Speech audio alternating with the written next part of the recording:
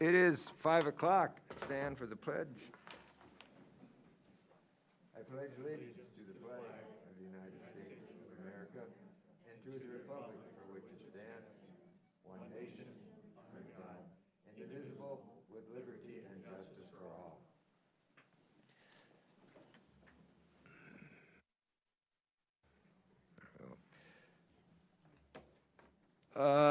Anybody interested in taking part in the open forum?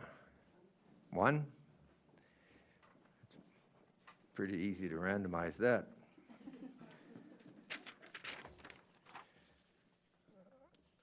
All right, Gary LaRude, you're on.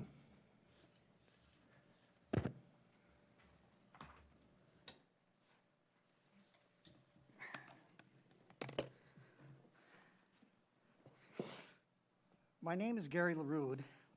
I'll be as brief as I possibly can. I've been attending the school board meetings for a better part of a year now. Point number one, I was present at one of the board meetings recently where one of your board members, Jill Marine, asked 2 questions that didn't get answered. In my opinion, that's inexcusable. All board members should be working together for the common good. Point number 2, critical race theory has already been introduced once to our Minnesota State Legislature and was defeated. You can be certain that it will be back again at some point in the future. As a board and as a community, we have to be very watchful for that kind of thing. I, for one, will not tolerate this kind of poisonous garbage to brainwash our children. I thank you kindly for your time.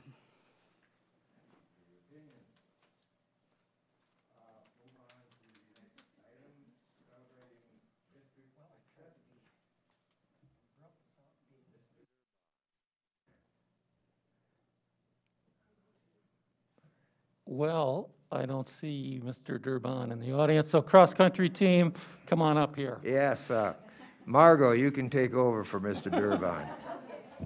So why does everybody come up and stand behind Mr. Score back here in front of the monitor behind him?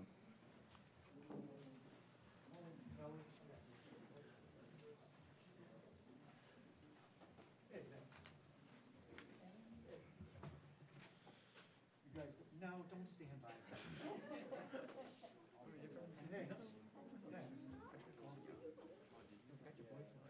So, Jim or Margot, why don't you tell us about this great group of guys here that we have and the journey that they took part in this past fall? You want to take it or you want me to? You go. You're good.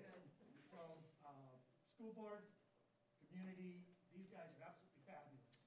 They have put in hundreds of hours running in the summer, running competitively in track and now in cross country. And we were rewarded by going to state. And these guys are very deserving of what they do. So, very proud of all of them. Coach, you want to add anything to that? Just besides being really hard workers in their sport, they're spectacular individuals. And we were blessed to be able to spend every day with them. You know, they pay us to do that, and we're like, wait a minute. I still want the pay. Yeah. But they deserve everything they got because they've worked their tails off. And it's 5 days a week, Saturdays, and every day in the summer.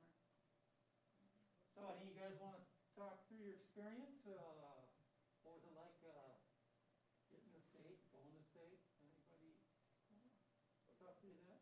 It was definitely like a fun experience, knowing that like it's an obstacle that many people do not overcome, and it's cool that we were to go to state in like the last 40 years or whatever, and it was fun to do that as a team, fun to see everyone else's faces, fun to enjoy the moment, and just be present. And to do it in person.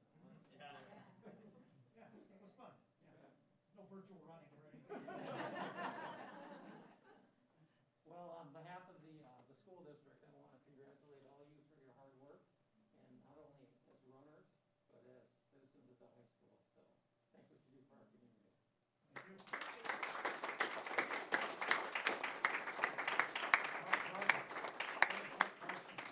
Why don't you tell about the ages of these guys? That's kind of interesting, class-wise. Junior, senior,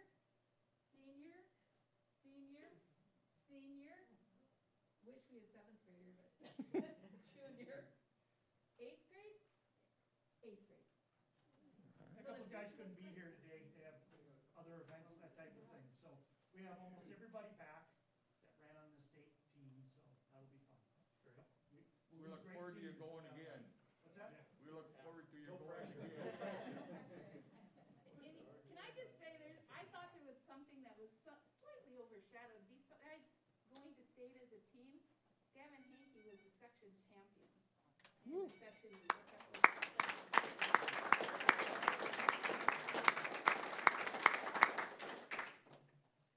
All right. Thank you for honoring us. Thank you very much. Awesome job, guys. All right. You can go, guys. Thank you.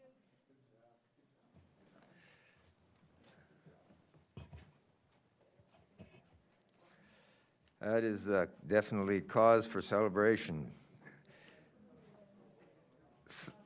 Celebrating community success, Crossroad Church. Dr. Funk. Come on up. So, as many folks are aware, this has been a challenging 20 months for our school district. This year probably has been more challenging than the last.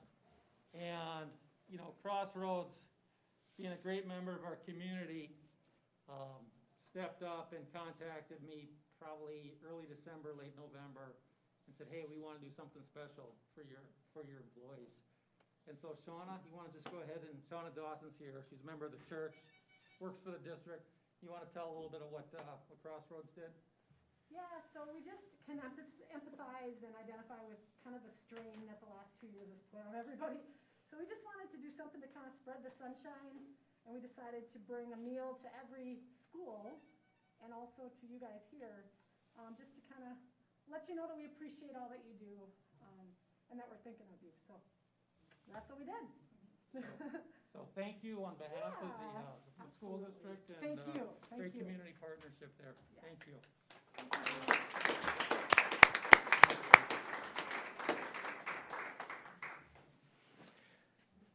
Okay, next, approval of today's agenda. I'm looking for a motion to approve. So moved. Moved by Dennis. Second. Seconded by Dave. Any discussion? Hearing none. All those in favor signify by saying, or wait a minute. Jill, are you there? I'm sorry, we need to recognize Jill. Oh, she's not on. She's not on? Nope. Okay, in that event, then I don't suppose it's necessary to do a roll call vote. So all those in favor signify by saying aye. Aye. Aye. Opposed? Motion carries. Consent items. You have the list in front of you. Do I hear a motion to approve? I'll move to approve consent items. Move to approve by Kim. I'll second. Seconded by Angie. Any discussion? Hearing none. All those in favor of approving the consent item signify by saying aye. Aye. Aye. Opposed? The motion carries. All right, reports. As listed, Superintendent Funk. So tonight I'm going to dedicate my entire report to our current situation with COVID-19 within the district. Go ahead, Ashley. You know, our intent this year really is to minimize disruption to student learning and keep our students and staff safe, particularly during the surge that we have going on right now. Go ahead. So here are our numbers, really since July. The red line is Freeborn County. The blue numbers at the bottom are Albert Lee area schools. You can definitely see we've been on a roller coaster, and we are nearing the peak of the most recent surge, according to news reports out of the Mayo Clinic, which anticipate that that should peak the end of next week for Minnesota. It's already peaking on some places on the East Coast. Next slide. These are cumulative numbers to date for the school district, cumulative active cases by date. You can see our number is I don't know, that's completely accurate today. Does that include the 50 that we just added, Kathy? We added 40, we don't have all of them. Okay. So our actives within the district are the current cumulative actives are the highest they've been within the school system. Next slide. This is the number we follow, and remember I said if we get this number, initially we said 150 or below, and then we said, okay, if we see a downward trend, we could, maybe see relaxing some of the mitigation. We are currently over 1,000. We've been that way for about a week right now. This slide does not show it, but it has a projection going out, dropping towards next week. So we're hoping that we are at our peak here. Next slide. So mitigation strategies. Most of these we are well aware of. The last two are what we've seen some changes or we've modified as we're trying to make our way through the surge here. Next. So we have reduced the student quarantine to 5 days per CDC guidance, and since we're very fortunate that we have a lot of rapid tests for our students and our staff. A lot of places do not.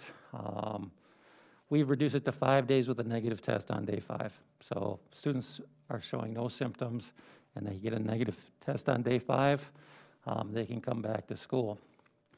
We also are doing our voluntary alternative to quarantine. So if a student's been identified as a close contact, they can continue to test, and as long as it's negative, they can remain in school. Students who are positive, who are identified as a positive case, again, have the option to come back after day 5 with a negative test. And so that's a real good thing for our students. If the test is positive, they still are out 10 days. Students who are 90 days out from a positive, there's no quarantine required. And students are considered vaccinated with 2 shots at this point in time, and they do not need to quarantine. For staff, it's a little bit different. Staff test positive or identified as a close contact, or they test positive or identified as a close contact without current vaccination status, or they're 90 days out from a positive, can take a rapid test at day 5. If negative, they can return on day 6. If positive, they have to still stay out through day 10. Staff is different. Current vaccination status for staff is 2 shots with a booster, with the Moderna, or the J&J with a booster. If they're further than 6 months out, and there's no wait time once you get your booster, you don't have to say you have to wait for 2 weeks or anything like that. So here's our current. This isn't accurate. This does not include the around 50 cases that move that camera or the video there. I think there's a box down there. Yep.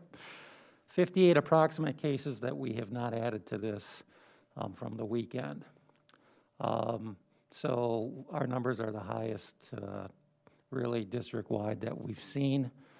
A big concern we have is staffing.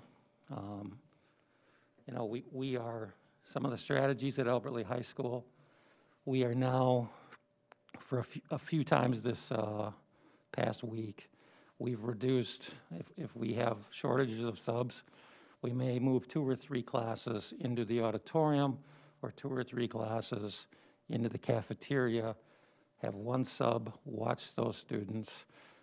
Students have been told, and the parents and the teachers, all the lessons, if a teacher's gone, the lessons will be pushed out electronically on the Google Classroom platform, so students will have the work when they report to their alternative location.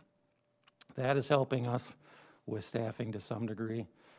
We're seeing a significant shortage in our support staff. It's gotten to the point that actually Ashley gets to go be the high school principal secretary for about a week for a few hours every day to help get sub plans up and running, So Ashley's been a building secretary before, so she's got experience at it. So we're seeing a lot of support staff shortages as well.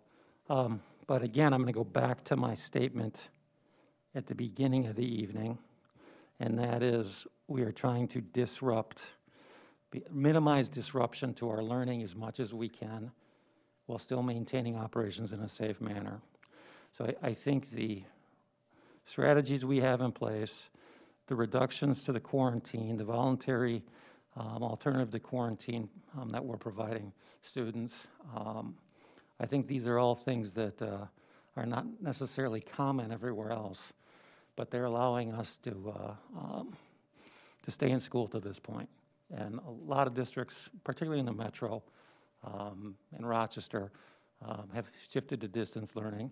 And I think we can agree that distance learning is not the best education for our students. So that's kind of where we at tonight. I think that's it. Next slide. Yep, that's it. So questions from the board on any of that? I just have a couple of questions or comments. So Rochester being in distance learning, do they still participate in their extracurricular activities? Okay, and so has there been conversations about, or have we connected any of the quarantine or case numbers to our activities at all? I don't have that number for you. I can tell you that the biggest number we're seeing in spreads is probably lunches. Okay.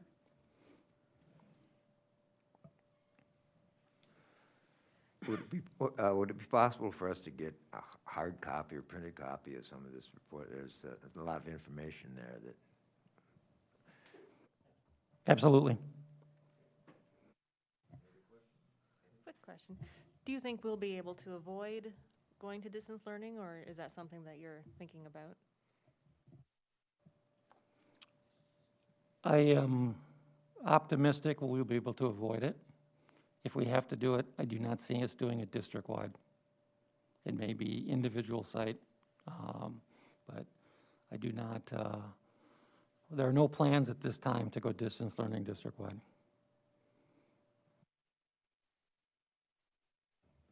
Other questions? Comments? Okay. School board members, let's start with Bruce. Well, I went to my first in-person school board conference last week. It was a very interesting process. Some of the classes I liked was pay equity and open meeting law and playing by the rules. So I think I gained a little bit of knowledge there. The Teacher of the Year nominations are going along. Nominations are due today. We're going to review the nominations on January 25th. We select the finalists on March 1st, and then the reception is April 6th.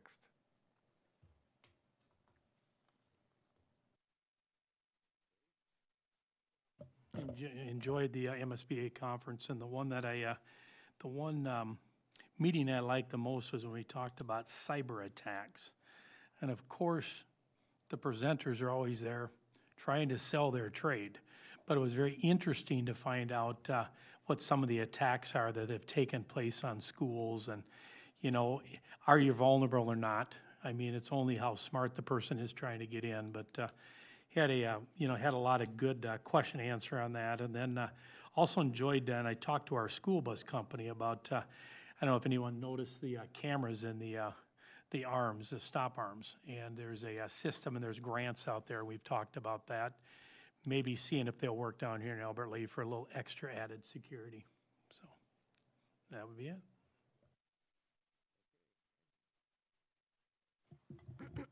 All right.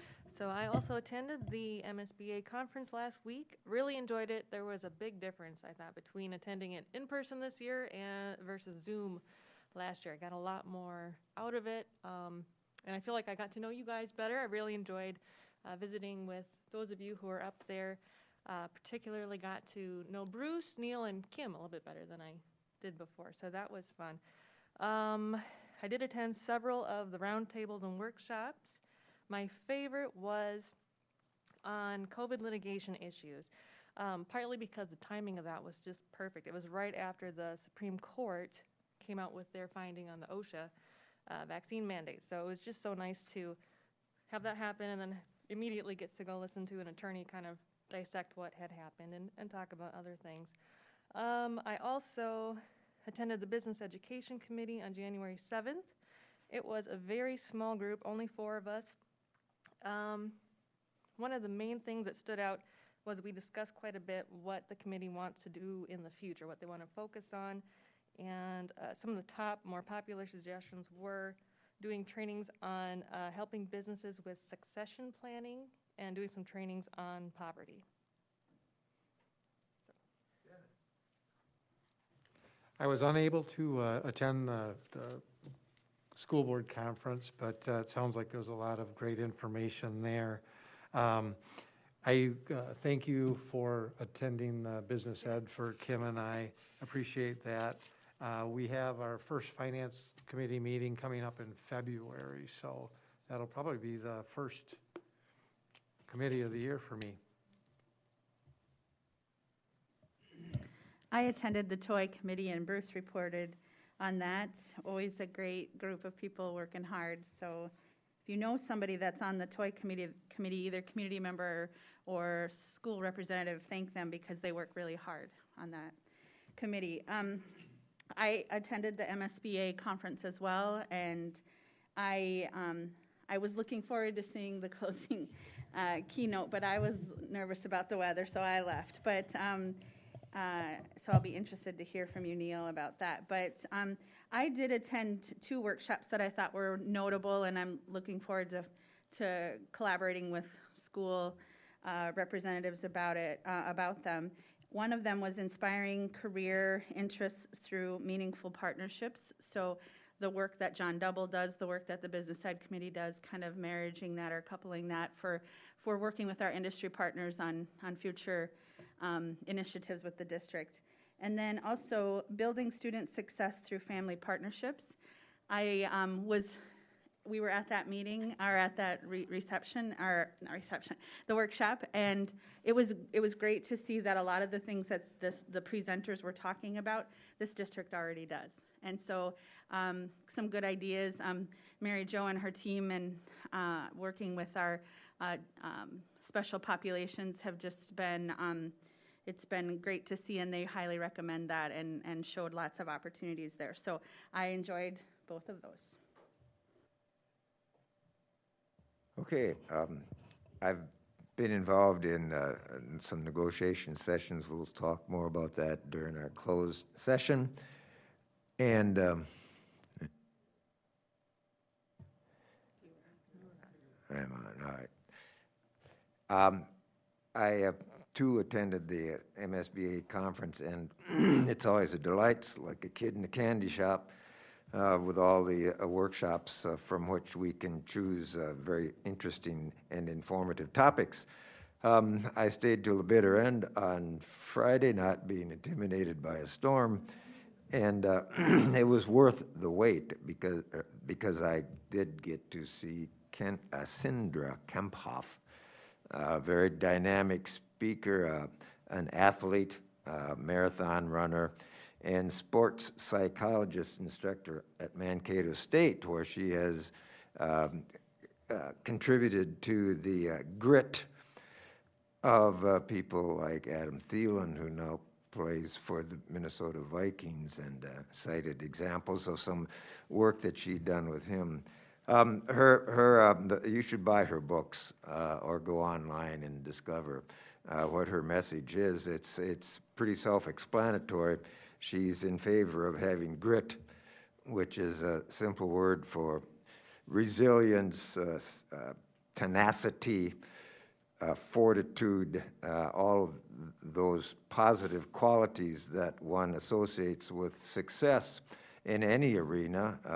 And again, one of the beauties of athletics is because it provides a very tangible arena for students learning these qualities that are necessary for success. And high on anybody's list is grit. I'm not going to rehash her presentation. I would not do justice to it. But one of the points that she made, which particularly impressed me, a couple of points. Number one, that you're not going to be successful if you don't know what your mission is. And so one of the first things that individuals have to do in this world to be successful is decide what it is you want to do, and then ask yourself, consistent with the first speaker, the question behind the question, why is it that we want to do this? You know, and if you can't come up with a why, you probably won't develop the grit, the tenacity, the fortitude to accomplish those goals. Another point that she made, which I can definitely relate to, one of the best educational devices to develop grit is to fail a few times. People who never fail don't get a whole lot better. You don't learn a whole lot from success, but failure has a wonderful potential for teaching very important lessons, and certainly grit, because if you fail and you don't brush yourself off, pick yourself up and start all over again, you're not going to develop those skills necessary to be successful in this world. She was very entertaining to listen to and did a fine job, and I'm glad I stayed. Go ahead, Kim. I forgot to mention, too, we were able to attend the reception, an awards reception on Thursday. All of us that were that were in attendance were able to sit at the table with Superintendent of the Year, Dr. Funk, and he was recognized by MSBA for his exemplary service to the school district. And so that was a kind of a highlight of the event as well. Yeah, our cross-country team not only went to the state tournament, our superintendent was named Superintendent of the Year, so Albert Lee is looking good. All right, a teacher report, last but not least. Well, thank you for having me.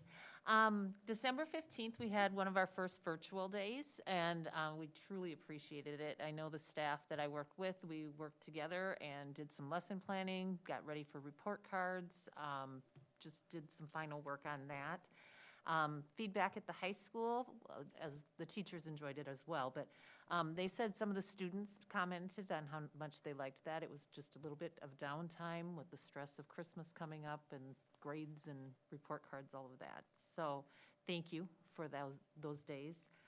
On January 5th, the staff was we went to a presentation by Dr. Phil Warwick. He spoke to our district staff about HRS, High Reliability Schools, Level 2. I think we're doing a great job in our district already. We've had PLCs for many years, but it just was really affirming to hear others speak about it. And then there was a lot of new ideas and information for us all. It was a great day.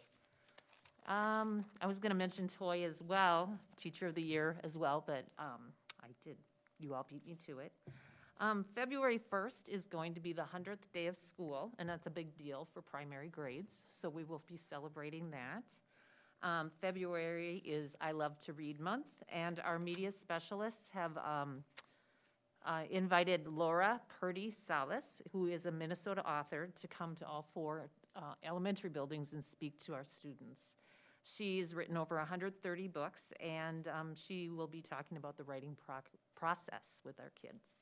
And then I was told that the high school is starting play practice for the spring play. So the people that shared the information didn't even know the title of the play, but it's interesting to note that that's getting started already. And that's all I have. Thank you. Thank you. Moving on, safe and healthy schools, elderly inclusive playground. Kara Paulson.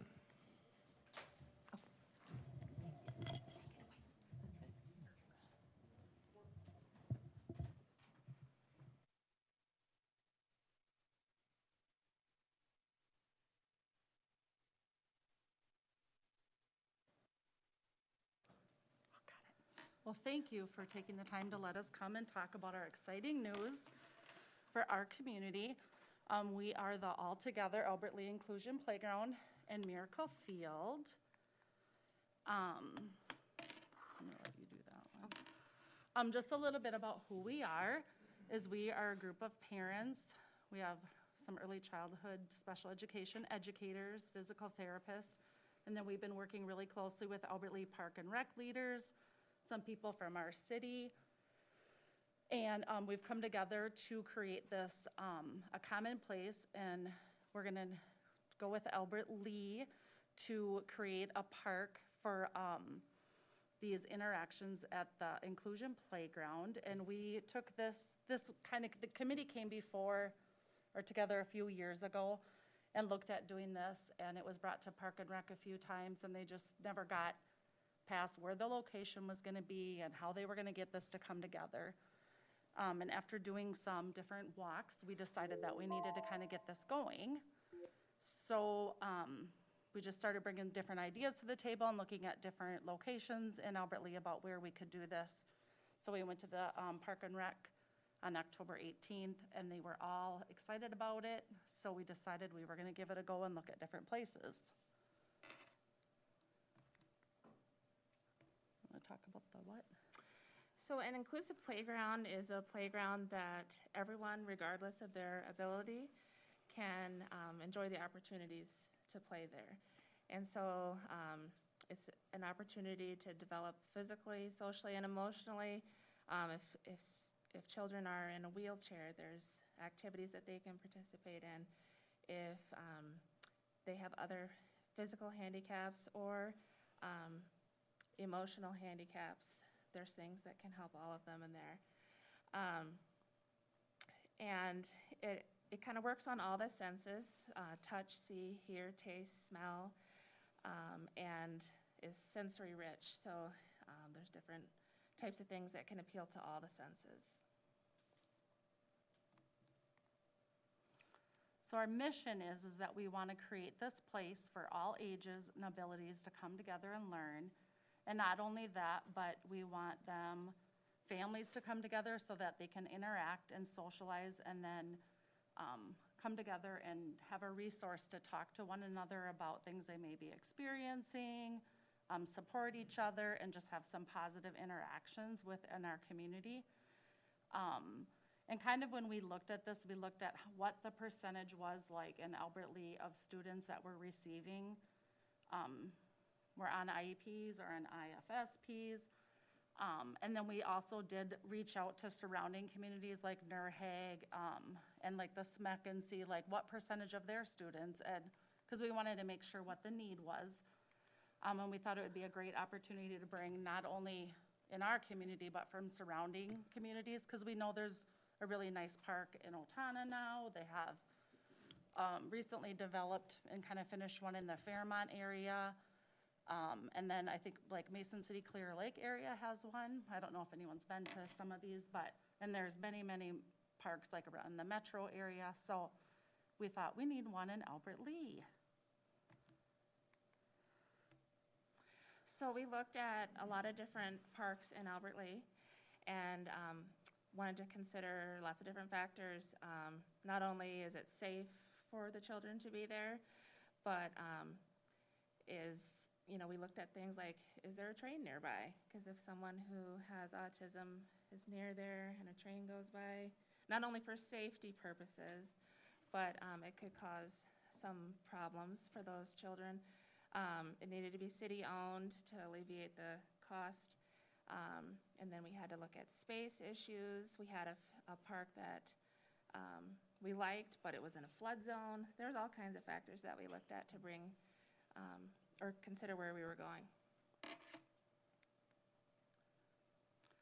So we all kind of came together and narrowed down, and the city was willing to let us use the land that is currently at Edgewater Park across from the new Bay Pavilion.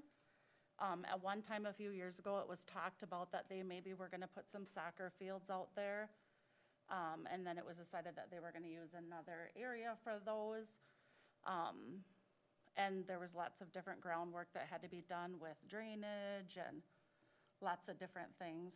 Some of this is what Sarah and I and some of our team were like kind of above our head. But we went and we got it all figured out, and then we had to go to the engineer, of course, and have them drop a plan.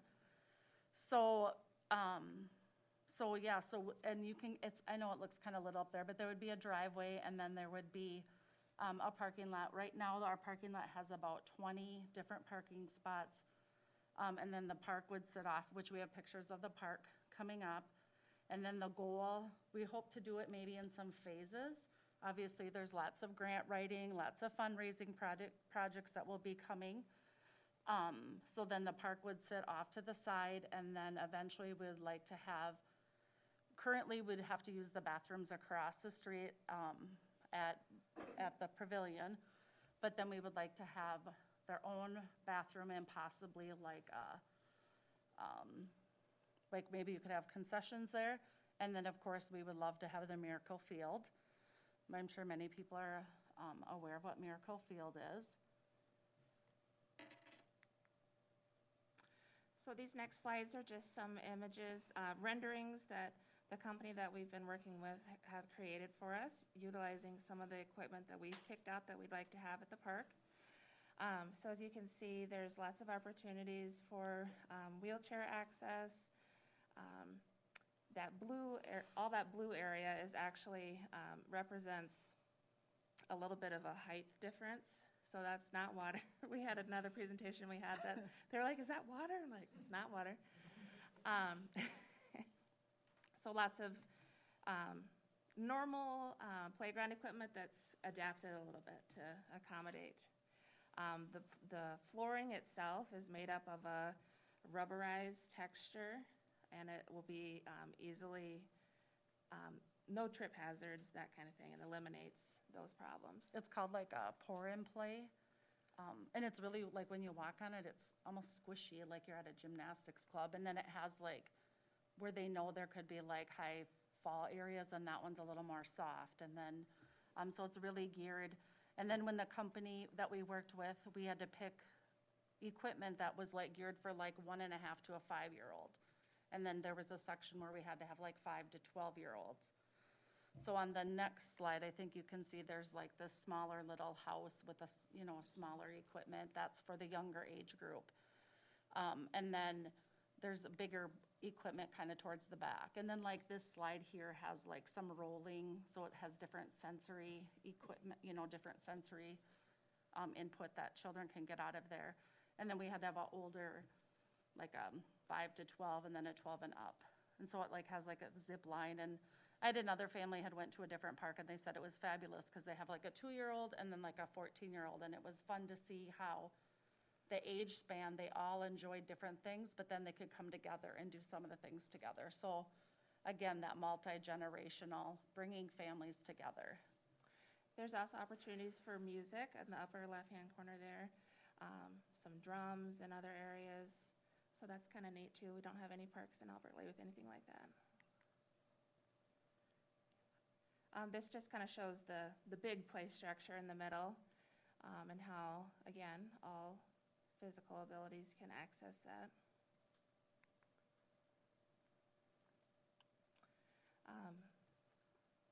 These are just some more images. We've kind of gone through some of these already.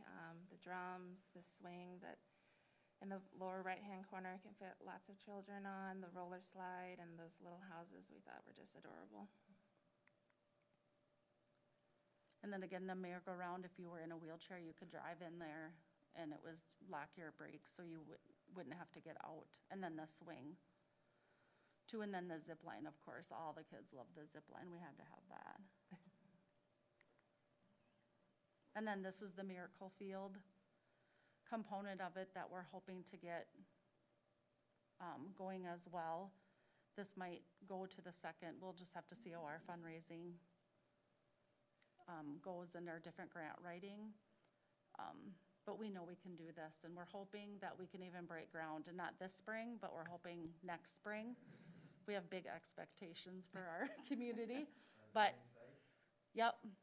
So back in that picture, it kind of showed you It kind of, I know it's really hard to see.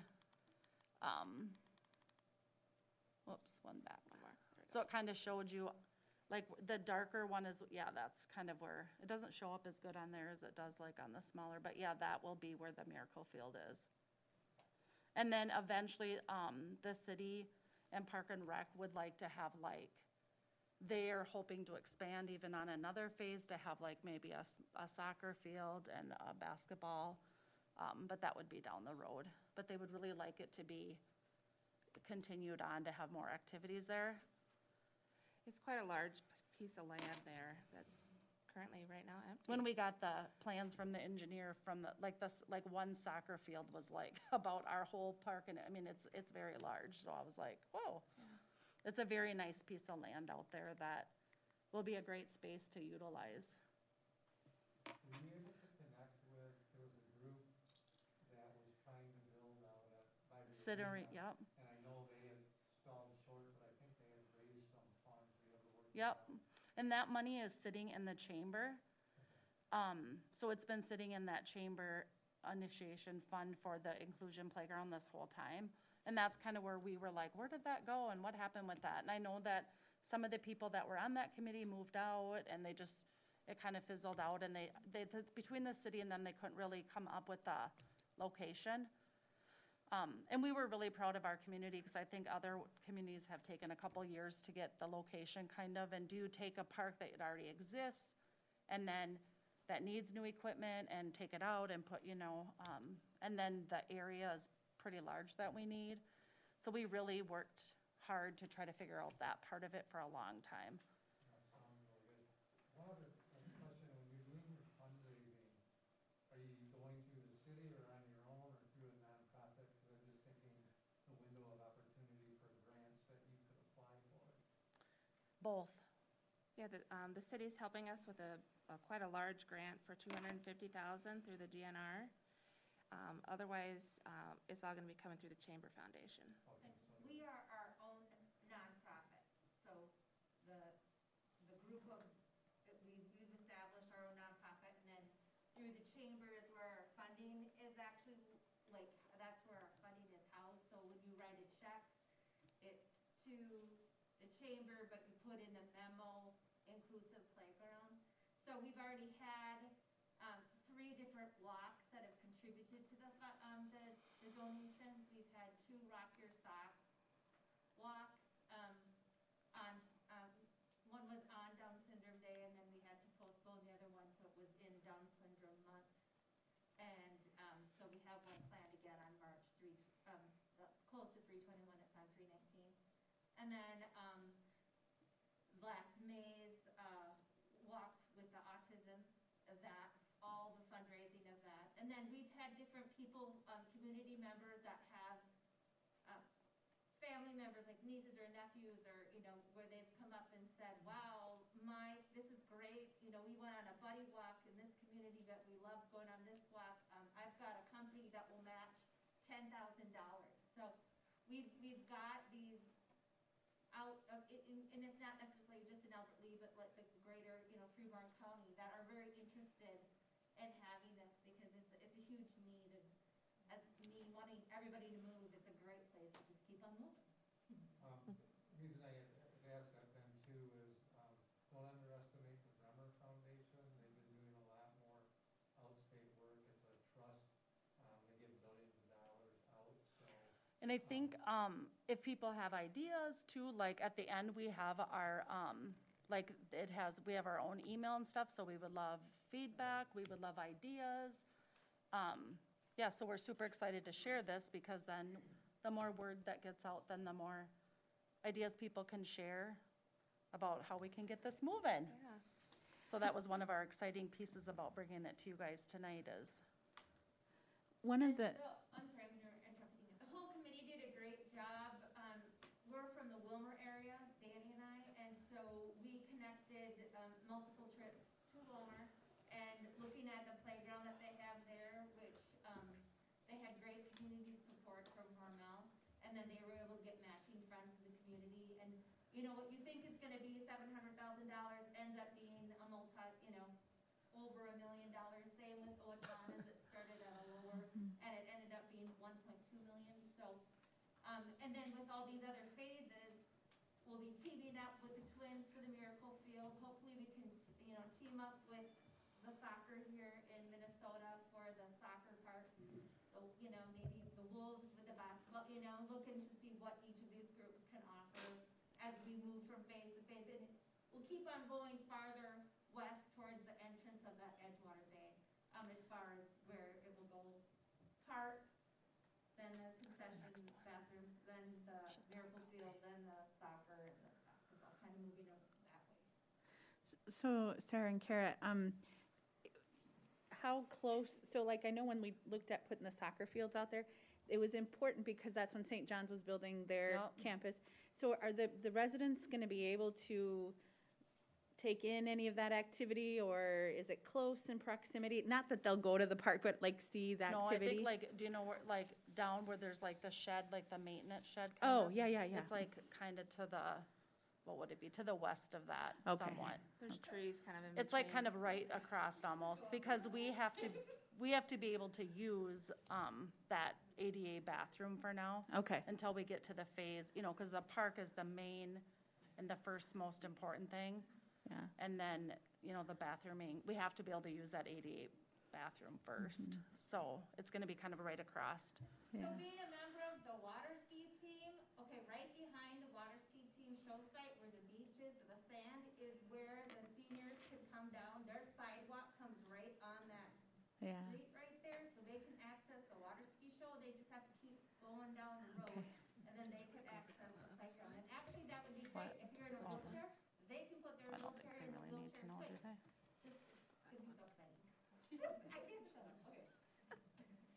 That's why we didn't let her come up. I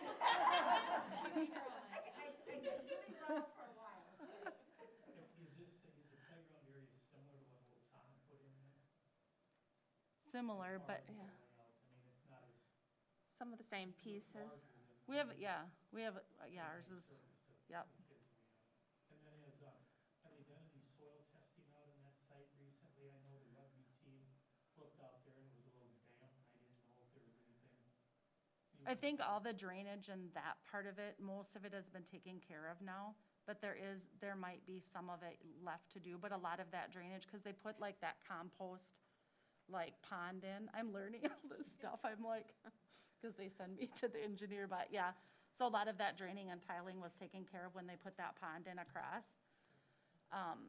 And then also when they did that St. John's piece of it, some of that, like the water and the lines and all of that were all changed up. Because when was the rugby? Because that was part of the soccer piece. Is that it was going to be really expensive, but then once they put St. John's things out there, some of that got resolved. So that's why it kind of opened this up again.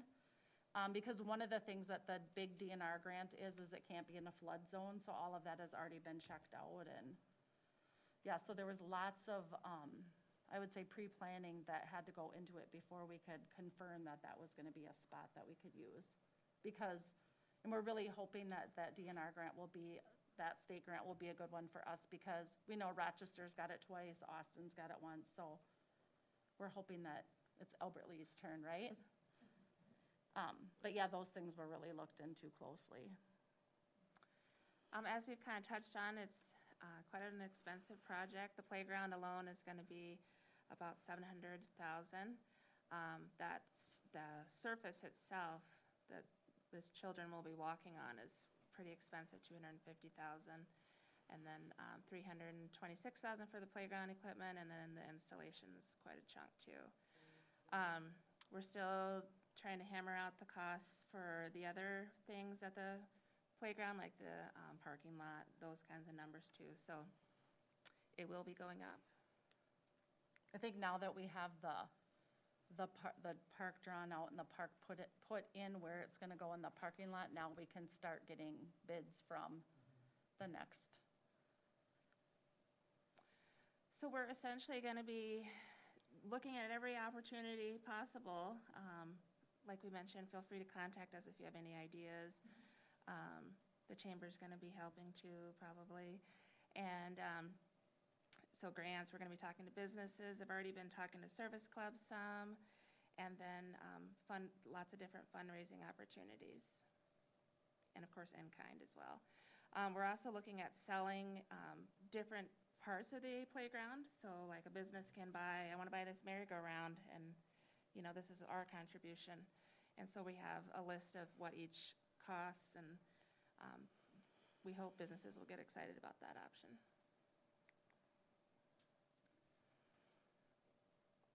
Oh, and then we, I think Bob had found this donation wall that we really thought was an awesome way to recognize some of the donors. So we were looking at using this as our donor wall, and then they would be recognized on this with their name on the leaves. We thought we have lots of creative people here in Albert Lea that we could get this made up. So that's one of the ways that we'll be recognizing some of our donors. So we're hoping, at least I'm hoping, that some of the special education teachers and advocates, especially for the district, might be able to help. Owatonna, for example, did a Penny Wars fundraiser with the students at their schools, something simple like that gets the kids excited about it, and other ideas as well. And just the awareness. That's why Vitaka do. But we just think it'll be great for our community, and we hope everybody gets as excited as we are, and it's just going to be a great opportunity, I think, for Albert Lea, and it's going to bring in, we feel like, a lot of people from different communities surrounding us and maybe even further away. And if anyone has any questions, we have our email on there, and or if you have any ideas, yeah, or if you have any. I know, we're super excited, right? I mean, we're just, yeah. And we meet like almost every week, and we have more exciting news, or, oh, did you hear about this? And so it's really exciting. I think it'll be great for families. Okay, thank you. Nothing great was ever achieved without enthusiasm. You certainly have that. Number 10 on the agenda, curriculum and instruction, high reliability schools update. Mary Jo. All right. Well, Chris kind of already introduced us, so thank you, Chris. We did some PD on January 5th. Yeah. For high reliability schools. Let me get the clicker going here. And we've already talked about the high reliability schools at the school board. So this is more just an update on where we're at. And so on January 5th, we did bring in somebody from the high reliability schools, Dr. Phil Warwick, and he was a phenomenal presenter. The feedback from teachers was great. I'll share that in a bit. But he first did a review of just what level 1 was, because all schools have been certified in level 1, which is safe, supportive, and collaborative schools, and really talked about, as Chris did, reviewing what are PLCs, why are we doing them, and how can we be more effectively in it so teachers are really supporting each other and growing. And he talked a lot about collective teacher efficacy and the importance of it. So it was a good review to start the day with. And then he got into the focus of the day, which was our work now as a district with HRS Level 2, which is effective teaching in every classroom. And so he really defined what our focus is, talked about instructional models, talked about the importance of first instruction, or we also call that core instruction, that our teaching has to be so on target for the core Tier 1 teaching that we do, because we'll never get ourselves ahead if we keep relying on intervention. So for students who are needing extra help, yes, we will provide intervention, but we have to first look at what does Tier 1 look like. And so he spent a lot of time on that work. The instructional model in Albert Lea, this comes from Marzano, and you've heard these terms before. Neil's heard of Marzano. He's been in education for decades, And so the model in Albert Lea that we're using is the art and science of teaching.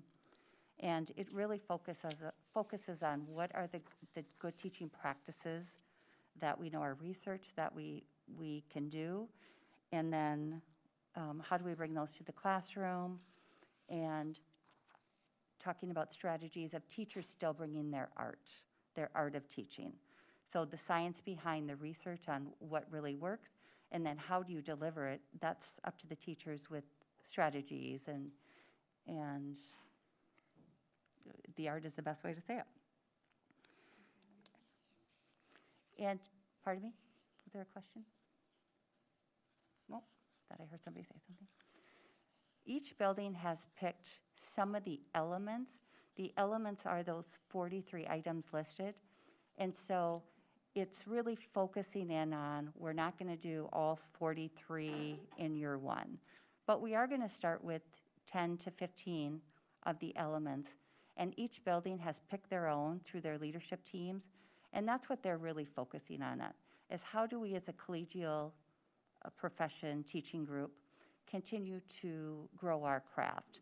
Because I think the message teachers, all of us, kept hearing over and over, and not surprising to any of us, is teaching is a very complex craft, and we need to work together. It's not a solo profession. You really need to rely on each other to learn from each other, support each other, etc.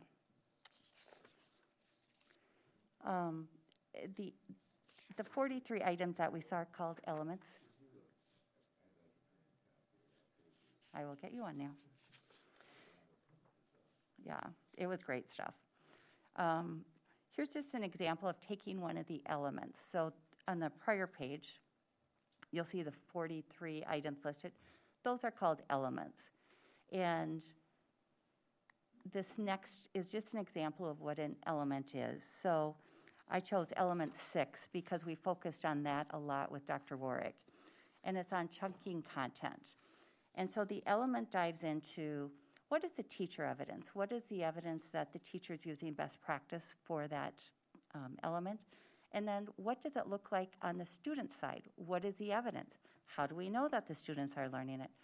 So it's really helping us define what good instruction is on sharing with each other on, well, as a teacher, what's my evidence? What should I be doing? And then the student evidence is the learning happening. And then there's rubrics to help talk through conversations, etc. And so all this work will be coming, well, is already being done in buildings, but will be done in the PLCs, the collaborative teams of working with team members to improve our craft. This was just talking about instructional effectiveness of, how do we prove it? It's just not an MCA score. What is it? Well, it's the actions by the students. It's our questioning to students, and then how do we prove it with the artifacts? What do we have as, we talk a lot about evidence. We can talk their learning. Well, how do we know it? What do we have? Do we have teacher observations? Do we have work produced, etc.? So a lot of great conversations. And I'm just giving you a quick overview that was 7 hours long. So, but I think most exciting to teachers was the last part of the day of talking of now what? Because we've heard veteran teachers, new teachers already get to go into veteran teachers' classrooms and see instruction in action, see the teaching in action. As veteran teachers, we don't really take those opportunities. So what we're moving to is, they're called instructional rounds. And so teams of teachers will go in, and they'll go in a classroom. Administrators won't be a part of this. This is meant to, as Dr. Ward kept saying, beg, borrow, and steal, of what do you see that teacher is doing well that you're going to walk out of that room with, something that I can put this into practice because I know that's a good practice.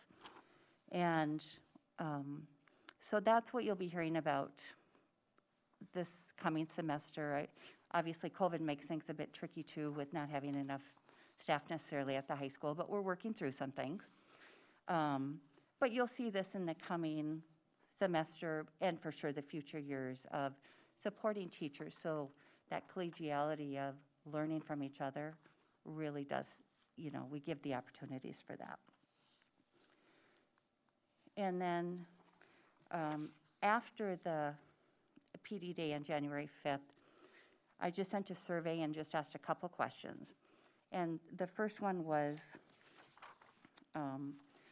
did Dr. Warwick's training solidify your knowledge of HRS Level 2 and the work we will continue to do in the district? So you can see 78% of the staff that completed the survey said yes, or were 8, 9s, or 10s. And for a 10, I had put that, you'd say, totally got it, could teach it.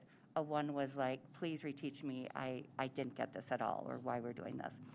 So that was the first feedback we got. And then I just thought, you know what, I'm just going to open it up for comments. And so I have a couple pages here of comments, and I'm just going to let you read those. And if you just want to go ahead and read the first page, this will give you a flavor of what the teacher talk was of the training.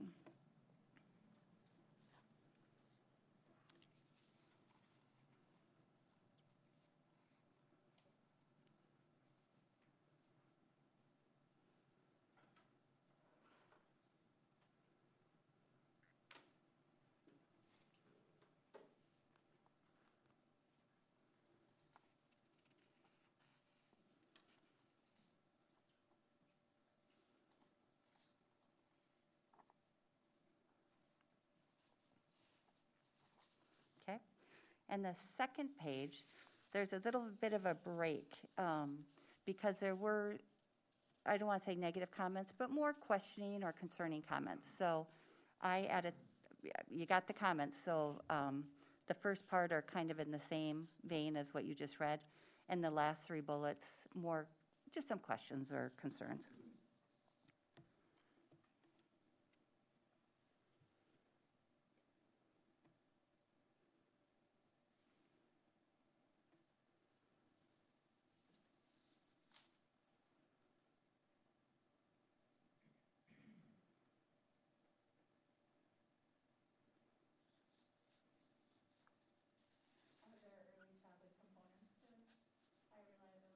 Yep, and we have, again, after this happened, what I'm going to share is that I sent all the feedback to the building principals to share with their staff.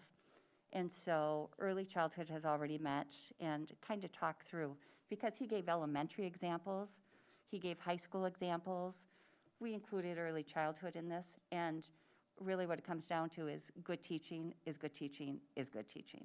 And so we just had to bring down some examples of, well, this is how you could do this. So it's still that learning stage of what does it mean for early childhood. Okay. And so then last on this is the next steps for HRS. So again, we shared the feedback with all the buildings. They're now taking all of the information and talking through it and continuing on each building's journey. Based on Dr. Warwick's training, some of the buildings, because we had already selected the elements each building had on what they were focusing on. After his training, some buildings talked and said, maybe we want to switch this element to this. So some of that work is happening right now. But the great thing about HRS, it's a framework. And it's a framework that puts us all going in the same direction. And I think I've given this example before, but if a new teacher comes in or a new administrator, it's not following the new administrators what that person would like to do in the building. It's following what the building's already decided. That framework is built. So we stop now we're going to move here with this initiative, and now we're going here because this person wants to do this. That's going away. We don't have time to do that in education. We have too much work. So it's moving everybody in the same direction. So it's been very positive. And then the other thing we'll be doing is this summer there is some PD up north through Sourcewell is offering us to some of the northern schools who also do HRS. So some of us may be going up for that, some teacher leader teams. And then, we're looking at 2022-23 school calendar to see when possibly we could bring Dr. Warwick in again, as he's been very impactful in supporting, guiding, talking us through of how we keep moving forward so we become a really focused district moving forward.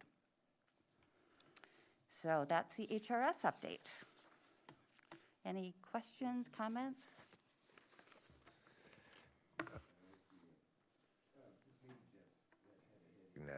The art and science of teaching. It's always been a favorite conclusion of mine that everything we do is a combination of those two. And one is objective, the other is very subjective. It's perhaps a little more difficult to teach art than it is science, but it's teachable. And observing is a very useful tool there. You learn by watching people do things that they're good at. And the other thing you said today, Neil, when you were sharing about the coaching, I felt that's what a lot of this is like. It's really defining the why for us. We all need the why, but then beyond that, okay, how? What are our next steps? What does good teaching look like? I might think what I do is really great, but somebody else might look at it, well, we might need to talk about that. And so I think it's just really growing our profession in a great way. And one of the other comments that wasn't in the comments section, but an elementary principal sent it to me, and he said, you have to read this, what I got from the second-year teacher. And the second-year teacher went on about how supported she felt in the district, how clear she feels, she understands where we're going. And I thought, we can only hope for that from new staff because we want to keep new staff. So I think it's also going to help new staff with, this is Albert Lee's direction, and we'd love to, have you join and make sure we train you well so you feel comfortable being here. Okay, very good. Any other questions, comments? Retention is certainly a very important thing we do. Okay, thank you. Mary Jo. Number 11, effective and efficient operations. Oh, I'm sorry. So 10.2, all right, you're right. Thank you. Thank you. The calendar. Okay. So you have the proposed copy that we're bringing to you for approval of the 2022-23 calendar. The district-wide calendar committee has met 2 times, lots of feedback in between, going back and forth with emails, et cetera. Every bargaining unit is on this committee. Their feedback is all brought to the meetings. Discussions occurred. The proposed draft has went to the learning team, who is kind of the overseer of HRS, professional development. They gave their feedback, and so it's been a culmination of everybody's feedback, now put in this calendar and bringing it forward to you. The calendar honestly hasn't, in the overall framework, hasn't changed much from this year's calendar. If you look at it, the triangles, just for quick reference, are just the conferences, and number of days are the same for secondary and elementary, or as the current year. We're not doing any virtual days that we added, where we are planning that COVID will be under control by the start of the next school year. One difference is the 23rd of November is a non-student contact day, so that'll give people time to travel. That's a difference. We are not doing 6th grade orientation at Southwest. Teachers felt that with the open houses we have and the meetings with staff ahead of time, that the kids are comfortable. So we're not doing that. We are still doing an 8th grade orientation day at Albert Lee High School. But very similar calendar to this year. I think we shifted one day with the calendar. And the other thing that's unique that we're doing differently moving forward here is what we're going to start talking to the teachers about in the next day or two is, for years and years, we had a 3-day in-service at the beginning of school for brand new teachers. And so we are basically just overwhelming the new people with information. Okay, here's your first 3 days of stuff all about the district, and then day 4, they start with all staff coming back. So we've been discussing this, and we're thinking maybe a more prudent approach would be maybe they meet 1 day a week before school starts. They can learn about the district, they can think about things, and then they meet maybe a day or 2, and then everybody comes back. So it gives them time to reflect a little bit, and rather than just taking a bunch of information. So that's not on the base calendar. Those are always been 3 additional days, and we're going to be having discussions over the next few days with them. But again, that's never been a part of the traditional calendar that we approve. It's just the 3 in-service days. So is the intention on January 3rd and 4th to be similar to then what just happened? Yeah, so again, first semester ends on the, right before the winter holiday there. January 3rd and 4th is an opportunity for staff to get caught up and plan, and then also provide some staff development. Different this year is January 16th. We are, I think in this calendar, President's Day, this current calendar, President's Day is a PD day. Dr. Warwick is available on Martin Luther King Day. He's not available on President's Day. So we are suggesting that Martin Luther King Day be a staff development day, and then President's Day the staff would have off. So it's just a flip-flop with those 2 days. And then scroll down to graduation, Ashley. And so you can see that the commencement ceremony is on that Friday, which is traditional, and then the students come back for a couple days, and staff's last day is the 24th. When do seniors take off? They typically, if their last day is the 19th, 17th, 18th would be they'd have a senior breakfast, probably on the morning of the 18th, and then rehearsal for the 19th. So I would say they would be off the 18th and the 19th.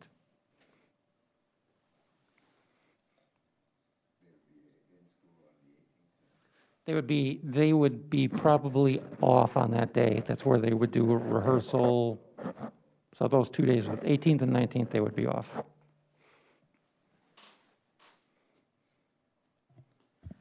Are we keeping our same start times, or is that not discussed in this? We have not looked at the feedback on start times. I mean, I've heard no feedback on start times, which is probably a good thing. So we would typically, if the start times are approved with the handbook, so they're not typically approved with the calendar. So if we're going to make any adjustments, it would be this summer. Okay. Are parents surveyed as part of this process, or is it? They have been historically, especially when we moved to it. There was a lot of feedback within the community on calendars and pre-Labor Day calendars, and we haven't for the last few years. And we've really, most feedback we get from folks is more of the, I like my kids, and it's mostly at the secondary level, having the opportunity to breathe over the holidays rather than worry about homework, because we're aligned with the colleges that way, because first semester is done before Christmas. Okay. Would you be able to remind me, I know that the calendar issue was a big deal a few years ago, and I didn't follow it at the time. What were the main benefits that we were looking at by changing to go early, and how do you feel we've done with that? Have we met kind of our goals? There are 2 main factors. One of them I just talked about was the alignment. Historically, school districts have a post-Labor Day start, and when they do that, they don't have enough time to finish the first semester before Christmas.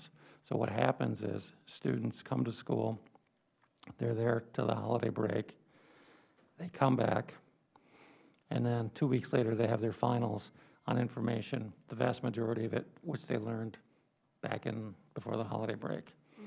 So that puts them at a significant disadvantage. And I think two issues there. One is student stress. Okay, over the holidays I've got to worry about my homework, getting caught up. I got my finals. Now they do not have to worry about that. And then the other piece is actual performance on their finals. And then the third piece that goes along with it is it's much easier for our staff to have the holiday break, come back for 2 days of staff development or work, and then prepare for their students to come back. In this case, historically, what happens is it's typically like, scroll up a little bit to get to January, Ashley. Typically, it is somewhere in that Martin Luther King week when the finals are offered in a normal post-Labor Day year. And so you're adding, again, your staff comes back, teaches nonstop for a couple weeks, and in the middle of the month, okay, now we've got a day or two off to get ready for second semester. It's unnatural. The final thing I will say is, and the jury's not complete on this, but Mary Jo, scroll, Ashley, down to like March and April. When are the MCAs given, Mary Jo, typically? So we'll start the MCAs shortly after spring break, so I don't have the exact date, but for sure by March 27th, we'll be in full swing, going through the month of April. They have to be done by, usually it's the first week in May. Science extends a little bit beyond that, but so reading and math have to be done the first week in May, typically. So I don't know the exact date for this year, but for this. So I will. There's the point I'm making here is this. So scroll back up to August. All right. So we are now getting basically 10 days of instruction or more in August before the MCAs that we take in April. And then when school is done, or when the MCAs are done in April, if we weren't in this calendar, we would be into May and into June. And I can tell you, teachers will have 10 extra days that they have been tacked onto the end of the calendar instead of the beginning of the calendar to prepare students. And they're just, okay, what are we going to do with these kids? And so by structuring it the way we are, MCAs are done. Okay, we got 2 weeks of different activities that we complete with the kids. A lot of it's field trips. A lot of it is just different outside learning things that they can do, and then they're done for the summer. So it's just the alignment is much. Well, I can say as a fifth grade teacher, so I gave say the class finished their MCA, let's take this calendar on May 5th or May 8th. It's not that we're not doing anything in the class.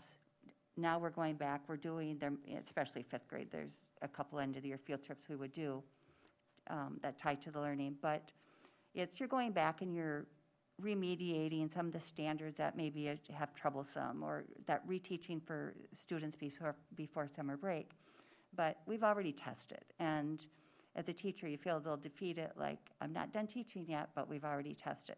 And so when we were going into June 7th or 8th, that was a lot of time between testing students on the standards versus the end of the school year. So I think, teachers, the feedback has been very positive to keep the calendar as is for that reason. Okay, this is an action item. We can have more discussion after a motion is made. Do I hear a motion to approve this calendar? Second? Second. All right, now, any further discussion or questions? Angie. Okay, so I had a couple other questions. I know, Mike, in an email last week, you had said, in response to a question I had, that the board has the option of approving this 2 years in advance if we want to. Is there, I know a couple parents have said that would be helpful to me. Is there any downside to doing that? No, no, I just don't think that's just not been the tradition of the district. So, you know, we could approve this calendar tonight, and then so people know, and then you could come next month. I mean, or it would be it'd probably be a couple months because, again, we would follow the same process we utilize with meeting with groups internally, and then get one, and then you could structure it so that once you get 2 in the hopper, you're only approving 1 every year because one's already out there. So I think the community would appreciate that. Would we need to decide that right now if we wanted to do that, or? No, I mean, that's just something we could bring as a future agenda item to approve. You can approve the 22-23 tonight. In a couple months, you could approve 23-24. So there's no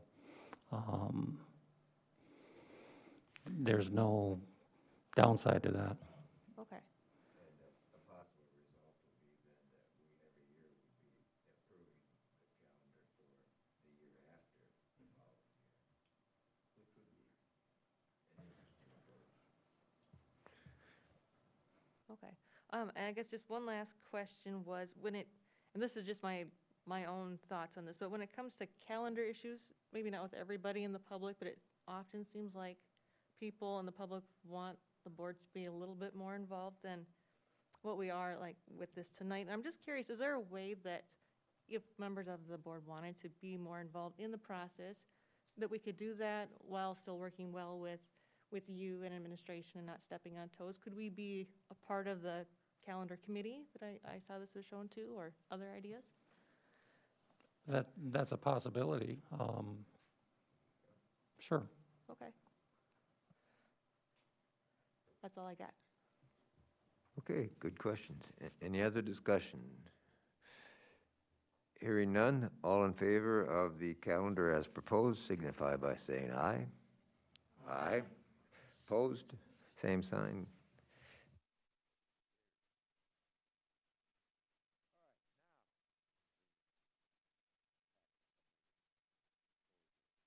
Defunct. Yeah, I'm going to run through this fairly quickly. Ian Rigg was here last month, but we are not approved. I'm not asking for your approval for anything tonight. I'm just going to give you the overview of the city's plan, and then if the board seems interested in that, we will go forward and we will create a policy modeled after the cities that will bring forward for your approval. So they have a new tax abatement plan that's aligned with their climate action plan within the city. And the other thing that they have with their new abatement plan is not only for its new construction, it's for rehabilitated construction as well. Next slide. So they have kind of different components to this. There's a single-family duplex component, and there's a multifamily component where the single-family, you could get abatement for 3 years for new construction. If you meet some criteria, you can get expanded out to 6 years. And then multifamily, it's 6 years, and if you meet some requirements, you can extend it out to another 6 years. Next. So to get it extended, so basically what they're saying, our old policy I think was 6 years, where people could come new construction, we would abate the taxes for 6 years. Now what they're saying is we'll give you 3 years, but you have to do some other things with the new construction to get the additional 3 years. So one of them would be, density for single family, density for duplex, energy efficiency. You have electric vehicle charging stations, you have solar panels, etc. You do these things, you can get your abatement extended for up to 3 additional years.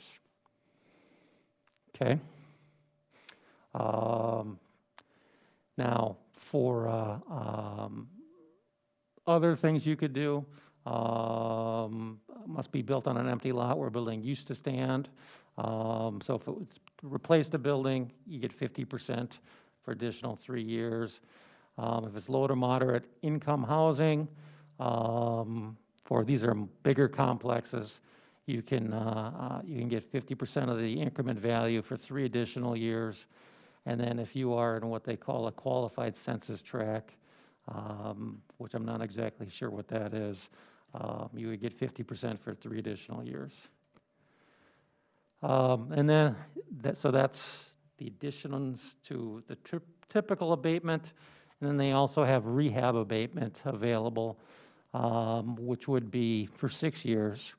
And for multifamily, it would be for 9 years with the ability to extend another 3 years under the abatement additions below. Go ahead. Energy efficiency, you get 100% if you did that. Go ahead, Ashley. Low to moderate income, you'd get 100% if you did that. And then qualified census tract or historic district, if you built it in the historic district, you get 100% of the increment value for 3 additional years. So the concern I have is we can model our policy after this, and I think there's a lot of good stuff in here, but the city's going to have to tell us that these people qualify. We are not going to track who qualifies and who doesn't. So when the city brings something forward requesting abatement, they are going to be the ones who have looked at whether it's energy efficient, whether they have made, solar, low to moderate income, et cetera, and then we will be consistent with what they are doing. And like the county, I think, will be doing the same thing. Yes, because typically, historically, it was just 6-year abatement, and now they're saying 3-year abatement. And if you want further abatement, there are these stipulations that, yep. So just interested in your thoughts on that. So if we win,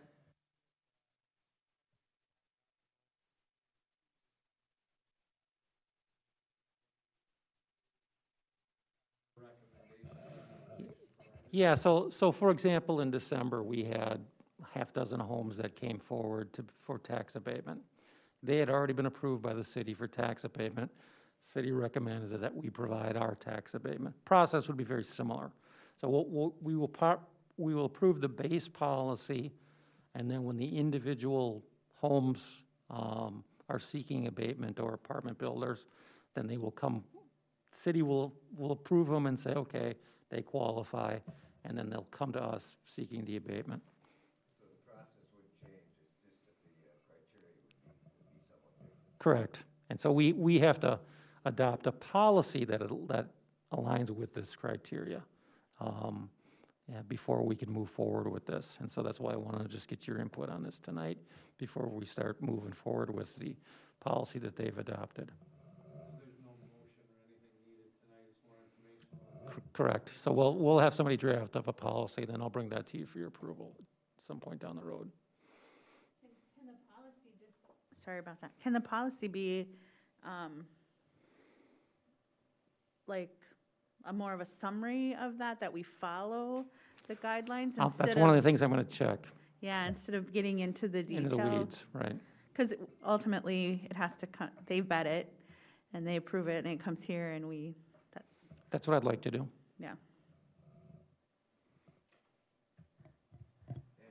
Yes, I wanted to say I work in housing, and I can confirm that we do have a big housing shortage here, and it's been going on for a long time.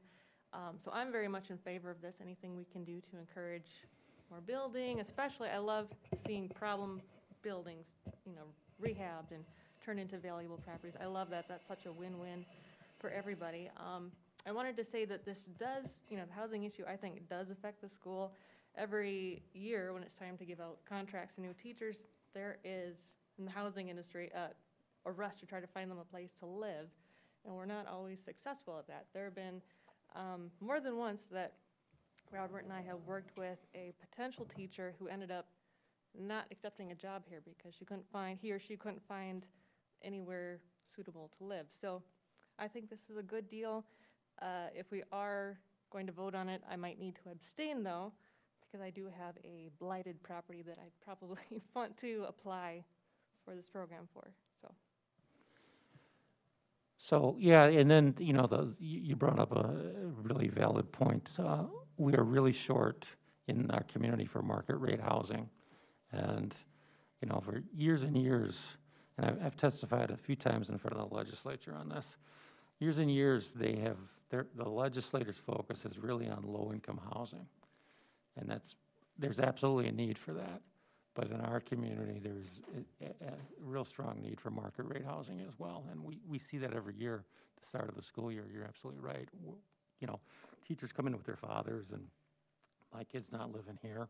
And then, they'll go someplace else. So I think the more we can work on housing overall for our community, the better off we'll be. I think it becomes a win-win. I think we talked before, is we're not getting any tax revenues from any of those properties right now, so it might delay the amount of money we get, but down in the long run for the whole community, school district, city, and the county, it will help us out as we look forward.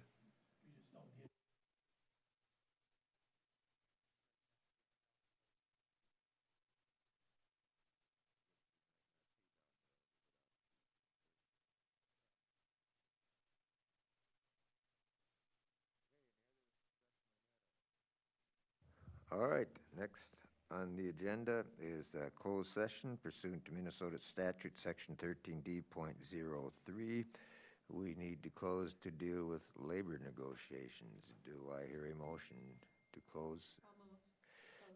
Been moved to close this meeting for labor negotiations. Second? Second. Any discussion? None. All those in favor, say aye. Aye. We are closed.